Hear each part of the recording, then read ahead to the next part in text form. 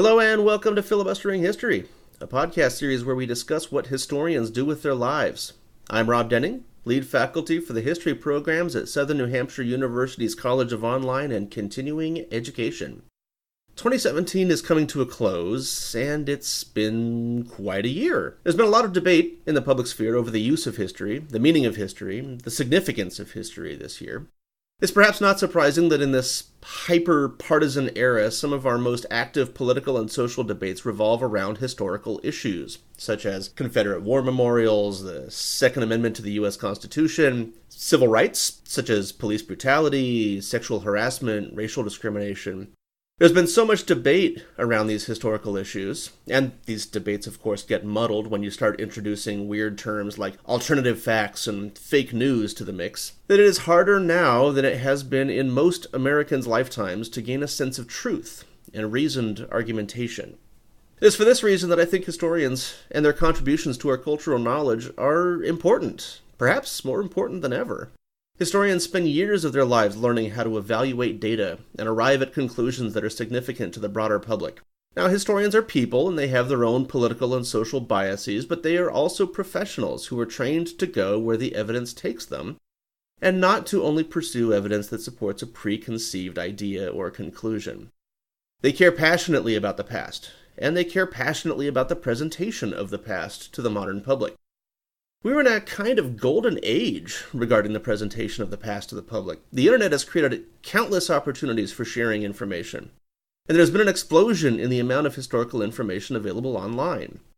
Libraries and archives are digitizing their holdings. Long-winded speechifiers and filibusterers like me are creating podcasts and videos for other academics and for the broader public. Genealogists are helping people create personal connections to the past. The sheer volume of historical information out there is mind-boggling. This volume of information also provides new career opportunities for historians. Professional historians are no longer based solely in universities and colleges. Professional historians are all over the place now, as I hope this podcast series has demonstrated. We've talked to archivists, grade school teachers, government officials, private consultants, and even some traditional academics. But I hope this has given everybody a good sense of some of the careers available to history students. Now don't worry, we're not about to stop. After this episode, we're going to take a few weeks off for the holidays and to generally regroup.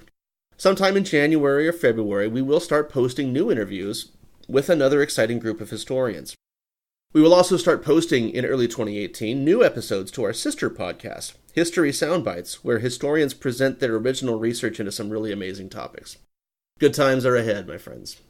Okay, moving on. Today, I am talking to Adolfo Mendez, a recent graduate of the Master of Arts program in history at SNHU, who now teaches history and social sciences at a middle school in Galveston, Texas.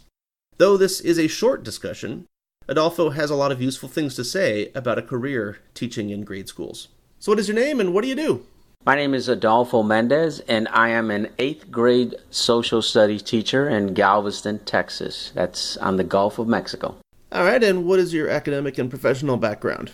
I graduated about a year ago with a master's degree in history from Southern New Hampshire University.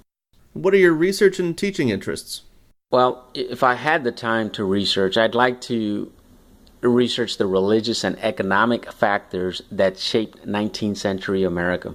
I think more research can be done to illuminate the relationship in this time period between those two, religion and economics. And how did you end up in your current job? Well, when I was a graduate student at SNHU, I was also in a alternative certification program in Texas.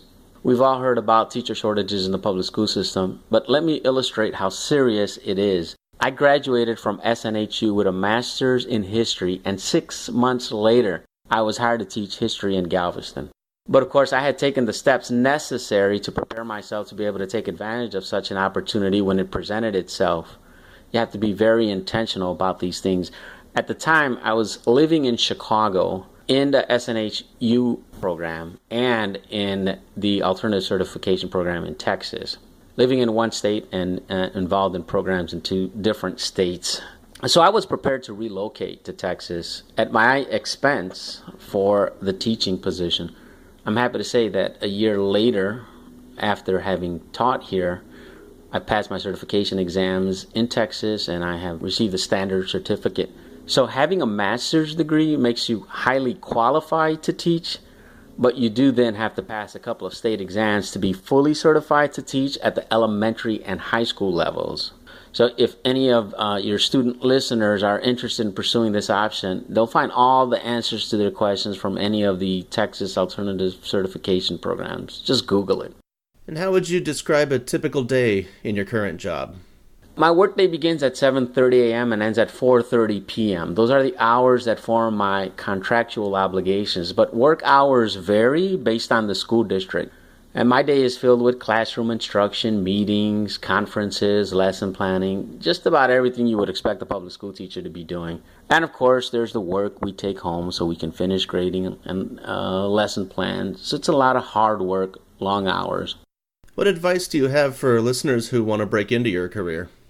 Well, two things. You need to know the how-to, and I would argue that you need to consider your motives. Let me explain. First of all, to learn the process, the steps, the requirements, all of this information is online. Just find an alternative certification program to work with. Now, I worked with a group called Texas Teachers, but there are others in Texas, and you can accomplish the same thing with other groups. So you have options if you don't have a traditional education degree. But what I have discovered more fully after teaching for a year is that if you really don't like young people, you should seek employment elsewhere. Now, some people have to try a job before they'll know they'll like it, obviously. For example, I heard about a person with a PhD who took a teaching job at a high school, not in my district, but elsewhere in Texas, and then realized that this job wasn't for her. It's a tough job. You need to get up to speed very quickly on the demographic profile of your students. And if you're going to be successful, you cannot afford to be ignorant about the intellectual, physical, and emotional developmental characteristics of students in different age groups. You'll need to know how to talk to parents, how to create age-appropriate lesson plans that are engaging, rigorous, and are aligned with the state's teaching standards. You know, students don't care that Mr. Mendez has a master's degree in history. They want to know if I care about them.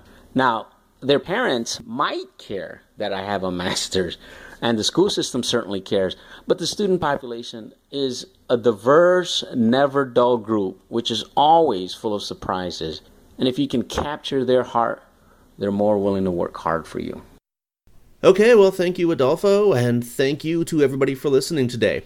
If you have any questions or comments on this podcast, or if you just want to send some season's greetings to a bunch of random strangers, please send me an email at snhuhistory@gmail.com. For filibusterers everywhere, I'm Rob Denning. Happy holidays, and we'll talk to you again in a few weeks. I'd like to add that SNHU has a lot of great professors, but Dr. Denning, you are my favorite professor. Wait, what do you mean we can't keep that in the episode? It's one of the best parts. Fine, I'll cut it out.